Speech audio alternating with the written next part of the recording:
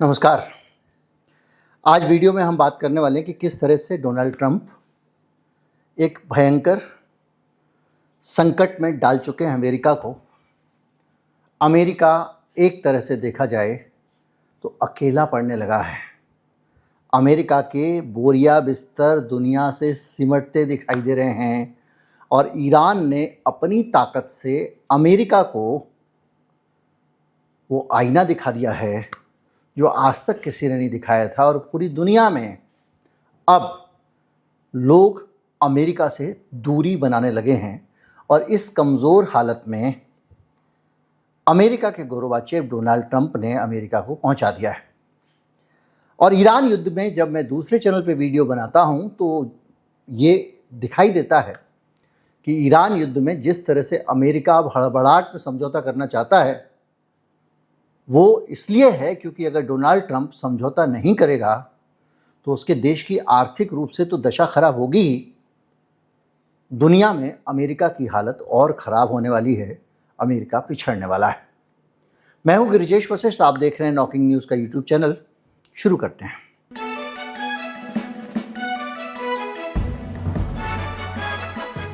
America और Israel के साथ आने को पूरी दुनिया बर्दाश्त नहीं कर रही है और एक तरह से अमेरिका का इस युद्ध में बहिष्कार हो चुका है। फुटकर में सूचनाएं आप पा चुके होंगे, लेकिन हालत यह है कि डोनाल्ड ट्रंप का जो प्रस्ताव था वो आउटराइटली रिजेक्ट हो चुका है और नेटो में इसको लेकर एक दरार पड़ गई है। जो इक्का दुक्का देश हैं वो अब दिखाई दे रहे हैं। हालत ये है कि अगर आप चीज़ों को देखें कि अमेरिका की एक तरफा इस लड़ाई के कारण, उस लड़ाई में भी अमेरिका के मात खाने के कारण स्पेन ने सीधे सीधे, आपको पता है कि कह दिया था 30 मार्च को कि तुम हमारे आसमान के ऊपर से हवाई जहाज नहीं ले जाओगे भाई साहब ईरान की तरफ। एयर स्पेस बंद कर दिया था और पूरा यूएस का ईरान वाला जो एयर ऑपरेशन, उसके लिए भाई जाओगे लड़ने, हमारे ऊपर से नहीं जाओगे। इटली ने भी अपना जो सिसिली में सेगोनेला बेस है वहाँ पर जो यूएस के बम्बर्स हैं, बम्बर्स मतलब ऐसे जहाज जो बहुत सारे जहाज जिनके अंदर बम भर के ले जाए जाते हैं और गिराए जाते हैं। एक वो होते हैं कम्बैट एयरक्राफ्ट जो आप जाते हो उसके अंदर से मिसाइल निकलती है और कहीं पे गिराती है। तो ये इसको सिसिली में इसकी लोडिंग के लिए जो वहाँ बेस बना हुआ अमेरिका का, इटली ने मना कर दिया, आप नहीं कर सकते हो। यानी जॉर्जिया मेलोनी, जिनकी डोनाल्ड ट्रंप के साथ बहुत अच्छी केमिस्ट्री दिखती थी, जिनकी दिल्ली में मोदी जी के साथ भी बहुत अच्छी केमिस्ट्री दिखती थी, अभी आज उनका जो बयान आया वो तो और भी खतरनाक है, आगे हम समझेंगे। इजराइल जा रहे यूएस मिलिट्री सप्लाई प्लेन्स को फ्रांस ने रोक दिया। ये कहा कि आप यहाँ से नहीं निकल सकते। नतीजा हुआ कि ट्रंप ने सोशल पे चिढ़ के लिखा, वेरी अनहेल्पफुल। मैक्रो इस पूरे युद्ध में इजराइल की हरकतों के खिलाफ खड़े हुए नजर आए। नीदरलैंड में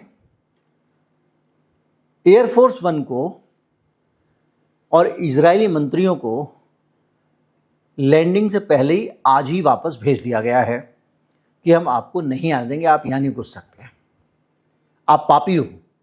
इजराइल का इस तरह का बहिष्कार। ऑस्ट्रिया और स्विट्जरलैंड, इन्होंने भी कह दिया कि भाई हम तो डिनाई करते हैं, हम तो इससे चक्कर में। तो आप सोचिए, ये तो वो देश है जो यूरोपियन देश है। ट्रंप और मेलोनी में भी भयंकर छिड़ गई है। और आपको पता है कि ट्रंप और मेलोनी के बीच में जो सबसे करीबी अगर कोई ट्रंप के यूरोप की नेता थी तो जॉर्जिया मेलोनी थी, इटली वाले, जिनको भारत में सोशल मीडिया मेलोनी भाभी लिखा गया क्योंकि मोदी जी के साथ उनकी केमिस्ट्री जब वो दिल्ली आई थी तो कुछ ज़्यादा अच्छी दिखी थी। तो बाकायदा उन्होंने, जब ट्रंप ने ये कहा कि उनके लिए, पोप के लिए, तो भिड़ गई वो और उन्होंने कहा कि ये अनएक्सेप्टेबल है। और बाकायदा कोरियर डेल्टा सेरा के इंटरव्यू को मैं मेलोनी को, डोनाल्ड ट्रंप ने भी कह दिया she is no longer a same person वगैरह वगैरह, मतलब झगड़ा शुरू हो गया। अब आप और मज़ेदार बात देखिए, जो गल्फ के जो स्टेट्स हैं, राज्य हैं, यूएई हो, सऊदी अरब हो, वगैरह वगैरह, जो अभी अमेरिका के भाई भाई बने फिरते थे, अब उनको इतनी जल्दी में ये समझ में आ गया कि अब हमको अमेरिका के भरोसा नहीं रहना है। हम इस पहलवान को लेके जाते हैं, भाग जाता है और हमको पिटवा देता भाई। यही तो किया। इनको कहा, सबको कहा तू चिंता मत कर, तू तमंचा रखे रही हो अपने आप, जरूरत बस मैं चिंता नहीं कर। अब वो पता चला पिट रहे हैं, तमंचा छिन गया, ये भाई जो चौधरी था भाग गया। उनको समझ में आ गया अमेरिका हमारी रक्षा नहीं कर सकता। तो अब उन्होंने क्या किया है कि एक पैरेलल डिप्लोमेसी शुरू की है। सऊदी अरब के विदेश मंत्री फैसल अल फरहान ने बयान दिया है कि अब अमेरिका पर निर्भर रहने का दौर खत्म हो चुका है। सऊदी अरब, वह अपने ही देश की सुरक्षा नहीं कर पा रहे तो सऊदी की रक्षा कैसे करेंगे? कोई सोच सकता था सऊदी अरब से बयान आएगा? और इस सऊदी अरब का अपना एयर डिफेंस मैकेनिज्म ठीक था, इसलिए ये थोड़ा बच गया, वरना ईरान ने तो इसका भी इजराइल बना दिया होता, जैसे यूएई का हाल हुआ है। और वो ये कह रहे हैं कि गल्फ का डाइवर्सिफिकेशन अब होना चाहिए, और ये बड़ा उदाहरण है। मतलब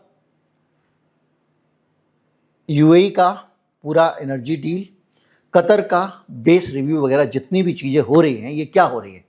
ये कतर कह रहा है कि हम दोबारा से सोचेंगे कि हमको अमेरिका का यहाँ बेस रखना है कि नहीं रखना, और यूएई कह रहा है कि हम चाइना को अब अपनी तरफ से एनर्जी देंगे, मतलब तेल वेल सप्लाई करेगा। यानी अब इन सब देशों को समझ में आ गया है कि ये एक अमेरिका का भरोसा नहीं रहना भैया, हमको दूसरे इंतजाम करके रखने हैं। और सब लोग बैक चैनल से ईरान के साथ भी अब संबंधों को सामान्य करने लगे हैं, बातचीत चल रही है। इसके साथ साथ एक मजबूत एक्सिस बन रहा है जिसमें रूस है, चीन है और ईरान है। और ये एक्सिस अपने आप में बता रहा है कि किस तरह से अमेरिका के साथ कोई नहीं है। मैं भी बताऊंगा 2-4 देश हैं गिनती से, वो भी आधे अधूरे हैं। जैसे कि लावरोव चीन जाते हैं, सर्गेई लावरोव बीजिंग पहुंचते, विदेश मंत्री हैं, और शी जिनपिंग और वांग यी से मुलाकात करते, अचानक पहुंच जाते हैं।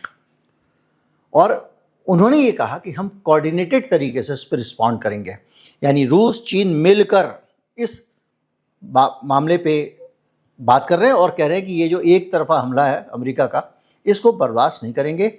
और ये कहा गया है कि ब्रिक्स को और एससीओ यानी संघाई कोऑपरेशन ऑर्गेनाइजेशन, इन दोनों को अब मजबूत बनाया जाएगा। अब भारत इसमें घुसा तो हुआ था, लेकिन ये धारणा ये थी कि हमारे मोदी जी जो हैं इसमें घुसे जरूर हुए हैं, लेकिन ये काम अमेरिका के लिए कर रहे हैं वहाँ पे, यही माना जाता था क्योंकि इनका इंक्लाइनेशन उधर ही था।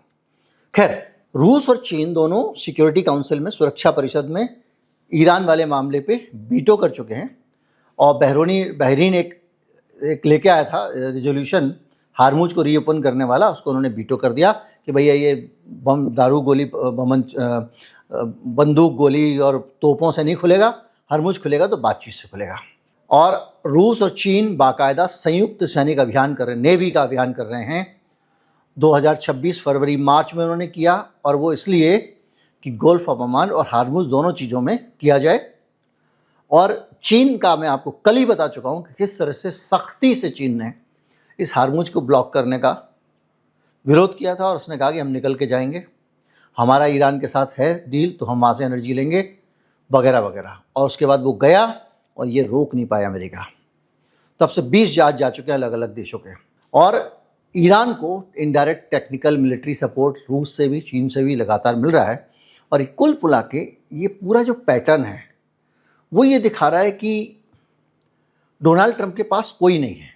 जो डोनाल्ड ट्रंप के पास कोई हैं वो लोग में हमारा मोदी जी आते हैं, ब्राज़ील आता है, क्योंकि ब्राज़ील वैसे तो अमेरिका के सख्त खिलाफ है, पर ये उसके साथ में पहुंच रहा है, डील कर लो, ट्रेड कर लो, तो वो तैयार हो जा रहा है। तो मोदी जी भी अमेरिका के साथ में नहीं है। मोदी जी अपना दोनों तरफ का बना के रखते हैं, बैलेंस वाला, लेकिन जब वो सिक्का बैलेंस वाला घूमता है तो गिरता उसी तरफ है, इजराइल और अमेरिका की तरफ।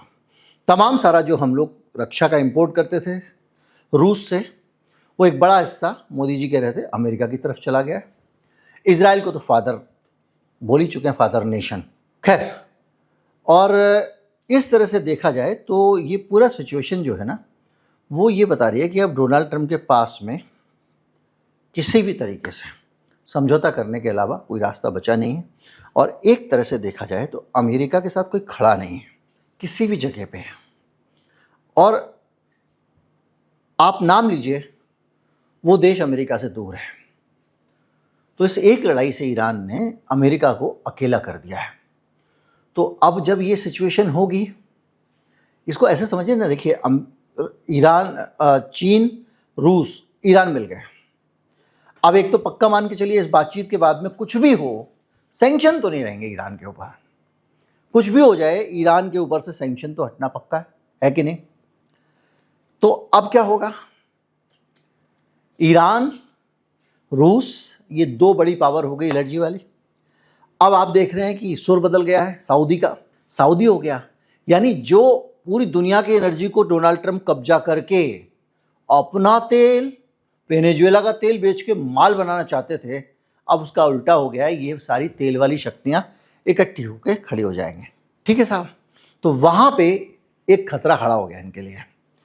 जो इन्होंने इतने लंबे समय से पेट्रो डॉलर और ये वो तमाम, क्या फ़र्क पड़ेगा सऊदी को? 2 मिनट लगेगा, बोले ठीक है हम चीन के साथ डील कर रहे हैं, चीनी मुद्रा में कर लेंगे, या वो इनकी मुद्रा में कर लेगा।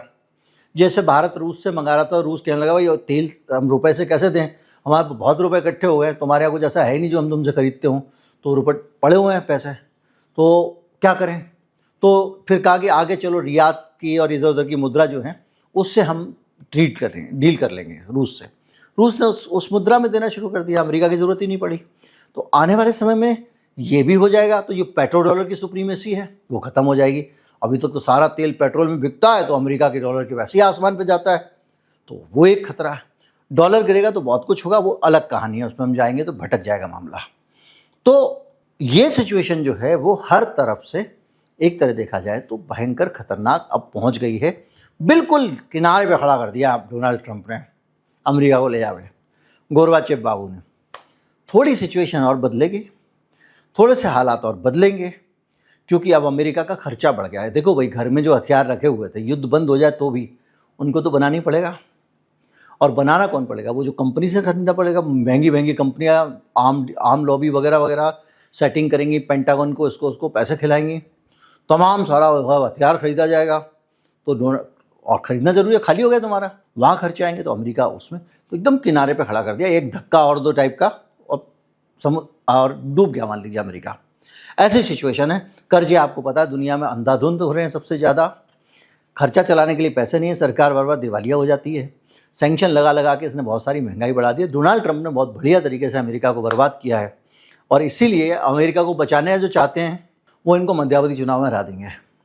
लेकिन हारने के बाद एक निष्क्रिय ट्रंप होगा, यानी ये नुकसान नहीं पहुंचा रहा होगा लेकिन फ़ायदा भी नहीं कर रहा होगा। तो 4 साल अमेरिका के ये जो है ये काफ़ी दुनिया को बदलने वाले हैं, जब पूरी दुनिया का शेप बदल जाएगा। अभी तो जब निकलता था ऐसे अमेरिका, तो 12 कंट्री इधर 12 कंट्री इधर होते थे, अमेरिका भाई हम तुम्हारे साथ हैं। अब वो सारे लोग इसको पिटता हुआ देख के अब कह रहे हैं हमसे तुमसे मतलब नहीं, तुम तो खराब आदमी हो, बेकार आदमी हो, तुम भिड़ने से पहले हमसे तो पूछ लेते, ही हो रहा है। तो अब आप पूरा सीन समझ गए होंगे, जब इस तरह से पिट रहा है ट्रंप हर जगह से, अमेरिका की इतनी पतली हालत है, तो ऐसे में ईरान जो कहेगा वही समझौता होगा, क्योंकि अब ज़्यादा बढ़ेंगे तो मामला गड़बड़ हो जाएगा। नमस्कार, जय हिंद।